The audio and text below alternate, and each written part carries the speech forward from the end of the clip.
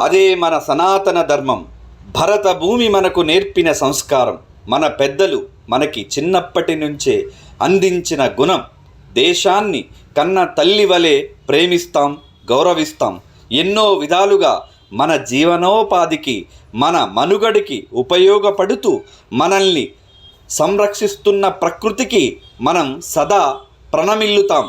చెట్టుని, పుట్టను, గోమాతను, నదులను, పంట పొలాలను పూజిస్తాం.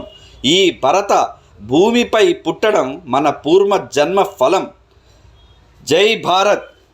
ఎవరిక్కడ ఎదురిక్కడ, పూజలిక్కడ, పుణ్యమెక్కడ, ఆకలిక్కడ, అన్నమెక్కడ, దాహమిక్కడ, నీరు ఎక్కడ అని ప్రార్థిస్తే ఆ ప్రార్థనకి కరుణించి మన భారతదేశ యొక్క సనాతన ధర్మాలలో అతి గొప్పది గోమాత పూజ.